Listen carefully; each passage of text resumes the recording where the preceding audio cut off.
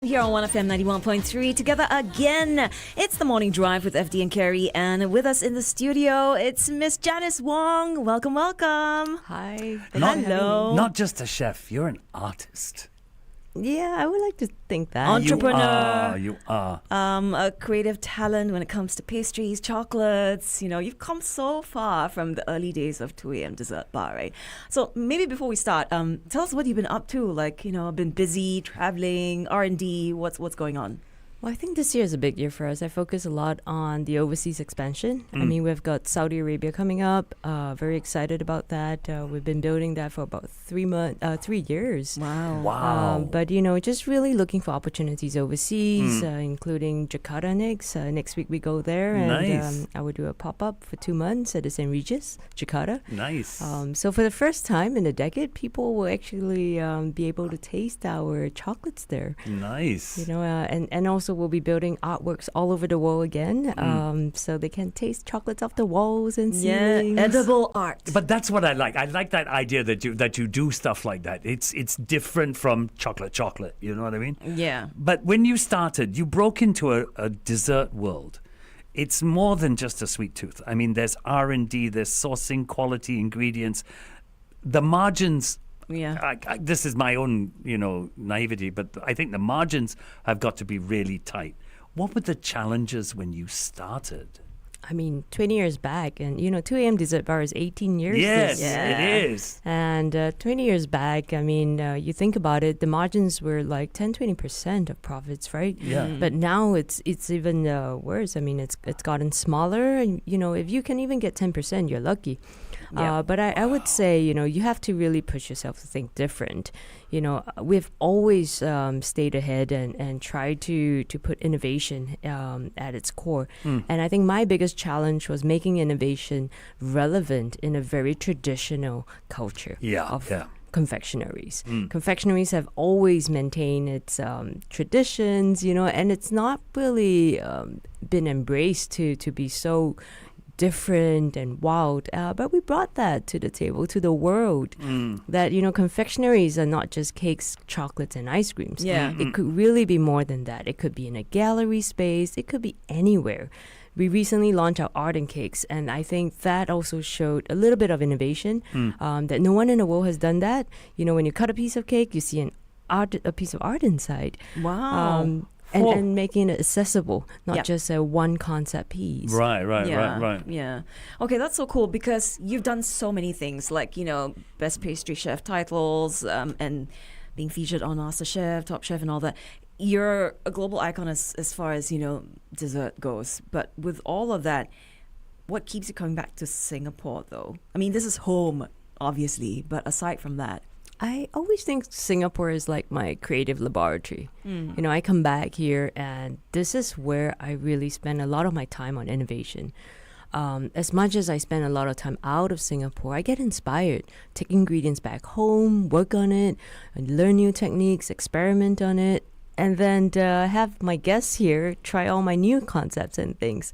So recently we just launched a homecoming menu, degustation menu, where it's 6 courses and you get to try all my travels, inspired travel desserts, such as the chicken dessert from Istanbul. Get out of here. No What? way. Where can we get this menu? Well, it's available already. So we take shredded chicken and we cook it through with starch, and this is what they eat there. So we brought it back home and we tried it on some of our guests and they loved the storytelling. Awesome. Wow. Okay, we're going to continue this conversation with Janice on Facebook, so join us there.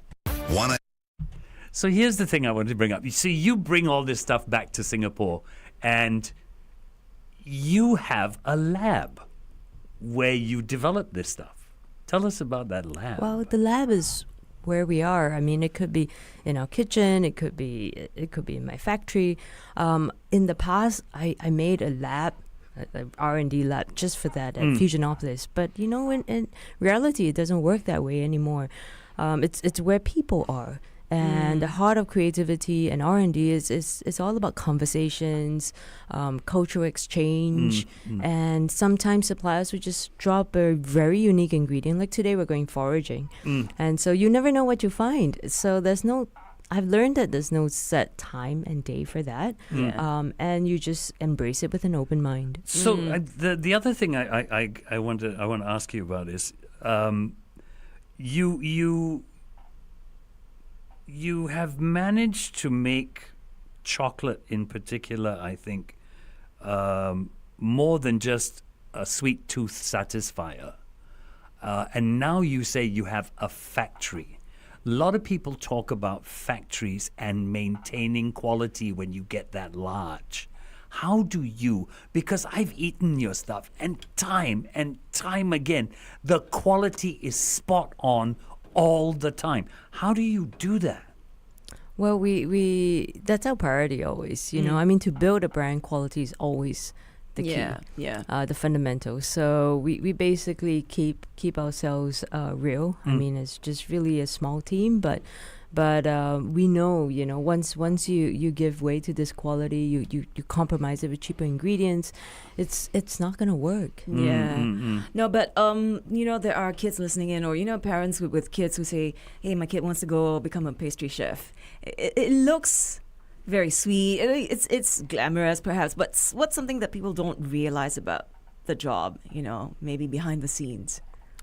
Well, I think, you know, the glamour is one thing, is what they see. But also now I try to really have real conversations, especially when I give talks to the schools. Yes. And I say, you know, like, this job has been one of the toughest jobs in the world, you know, becoming a chef in that sense, because it's not just the long hours. It's also the mental fitness that you need. You really have to make sure that, you know, you have that stamina to continue 20, 30 years. Starting out is easy. It's exciting. You're full of energy. But, you know, when you build a business, you have to take care of people. And you got to make sure, like you said, your margins, you know, are there so that you can have some profits. You can have some investment to grow your brand as well, or your business. But ultimately, you know, you also have to put some money back into innovation. So I think, you know, all in all, it's not just cooking in the kitchen. But it's also about, you know, having conversations with your customers, asking them what they want, staying relevant every single day. Yeah, because it's not just about baking, you know. It's you got to grow your brand. You got to go further than just that, right? What keeps you going, though, you know, on those tough days where it's really challenging? Well, 18 Desserts. years. Well, I do actually eat a lot of dessert. I've cut back a little bit, though. But, you know, because I've cut back on desserts, I tell myself I should not, you know, deprivate myself from that, because I love sweets. So I started out a whole new line of sugar-free desserts as well. Nice. So completely no sugar, vegan friendly, and Still tastes as good. Yes, exactly. Oh, very Chocolates cool. as well. But you know what keeps me going is really, like, 18 years back, I set myself to inspire others, and ever since then, I've kept going at that. And I think when I wake up every day, you know, I have this platform, you know, whether it's on social, whether it's in my restaurant, to set the tone, and also to create a lot of new ideas and new concepts where people can feel inspired by. Yeah. When did it all start? I'm just curious. How old were you? I was 24 years old. You just That's when come out from school, right? Yeah. And then you decided not to go corporate. But- You're just but- like, let's Yeah. do this. Was there the desire while you were in school, when you were younger? Did you always want to, excuse the way I put it, play with chocolate? Because sometimes Play I with think that's what you do. pastries. You're playing with it. Well, I guess so. I did like cooking as well, Yep. you know. Okay.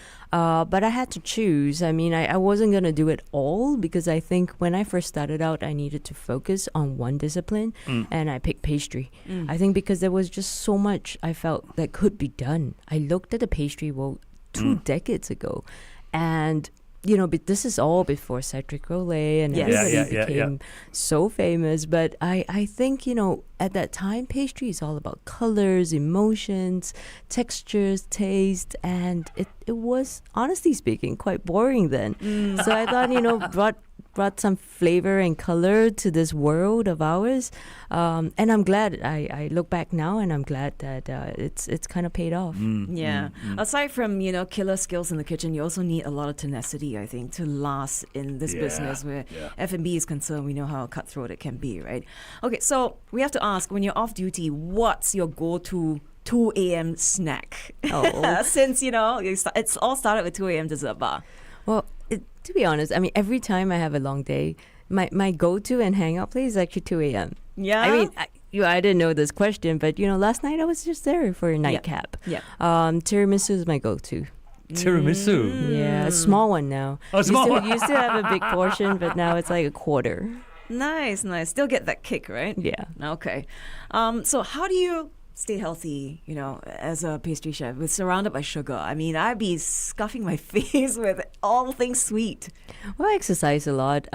Yoga, all the time, 3 times a week. And later after this, I'm going planting. That's also exercise on itself. Walking through the gardens. Yeah. Tell us about this planting. Yes. Well, we're planting a cocoa tree later. We're now at 650 trees. At first I was Here? like, okay. Yeah. In Singapore? Yeah, in Singapore. Yeah, Wow. so at first I thought, okay, we're at 600, it's going well. But now I think I'm going to give it the big push. Yeah. Where I can actually achieve that 1,000 that I set out to achieve. Right. Yeah. Can I just ask, how long does it take to mature? get It's to about mature? 3 years. You can see some at JW Marriott South Beach. There are about 10 trees there. They're big, beautiful. Schools as well, and homes, houses, even your home. Wow. I need one in my home. Go. What with Janice? Got a I'm cocoa a tree. huge chocolate fiend, Chocolate is my go-to when I'm feeling like down and all that. Always, my first, before ice cream, before cake. So Chocolate is everybody's go-to when you're feeling down. No. Some people got other poison. Okay, so there's a collaboration that you did, recently with Shangri-La's Rose Veranda. Tell us about that. This special creations that you made for SG60. Well, what's unique is actually I rarely do high tea, even though we get asked that a lot. But when we do one, we do it differently. So this is very special for me because, being Singaporean, growing up here, we're so familiar with all these flavors and tastes. But I wanted to bring that culture into those sweets, but also the deliciousness and the way it looks. So I heroed our little tiny mochi. I put pulu hitam in that. But then on top, it's this very beautiful orchid parfait. Ooh. And we love our teas and coffees. Yes, absolutely. So I did a kueh lapis with tea and coffee.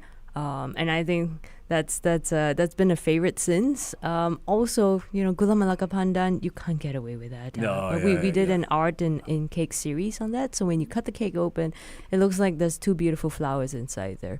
I mean, this whole concept is very, very special. There's beautiful flavors you can enjoy, but also a chocolate art wall that you can see when you're there. When they're there. Yeah. Chocolate art. Well, Hey, can I just hello, this afternoon. crack it open Yes, and you eat can. it? Oh my gosh. Okay. I take you there. Okay. That's unreal. So when you do all this, how do you manage to entice people? Because for me, it's flavor, it's the uniqueness, it's visual.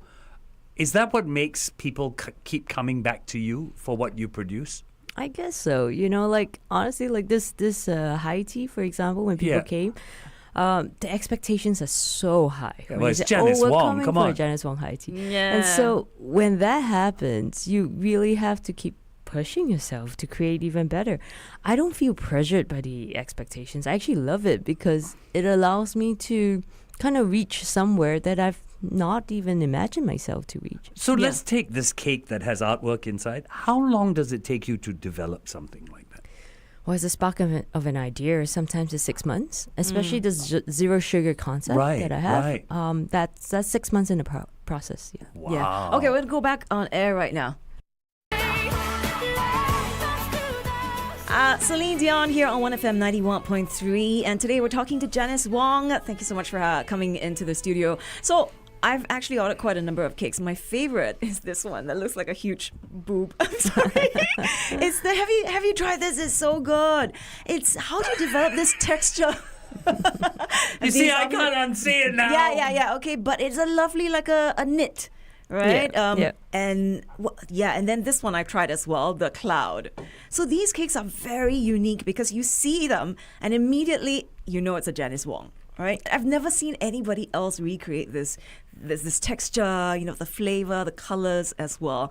Are these, like one of those spark of the moment geniuses as well? Well, I get inspired by a lot of things, right? Culture especially. So one of my good friends, she's a designer, Dinara. She basically is an architect and she designs these beautiful cakes. Yes. I've taken these sculptures and art forms and created art in cakes.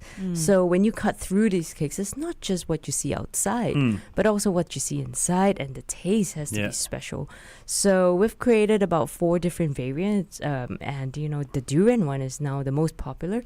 It's currently out of stock today. No. But yeah, I know. Okay, I got to try the durian one. So you've traveled all over the world. You're continuously doing shows and pop-ups all over the world. If there's one dessert from anywhere in the world, if there's one dessert that everyone should try once, what would that be? Well, I have to say, you got to try the chicken dessert in Istanbul. it's just so bizarre. I mean, I've tasted a lot of bizarre things, but you would never expect to put that kind of protein in a dessert, right? And it's so simple. And think about that. You could actually then do a lot of things with that type of concept. It's interesting because the other day, as I was explaining to them, I had a very interesting, it was simple, sponge cake, cream, jelly, caviar. Yeah, I see this atas It was, person, it was just, it's like you're saying, it's all those flavors and then suddenly, boom.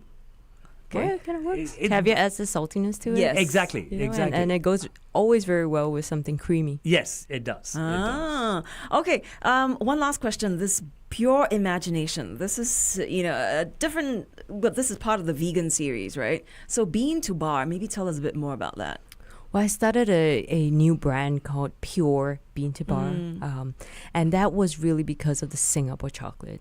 I needed a brand to really hero this concept that we were trying to do, to bring it to the world.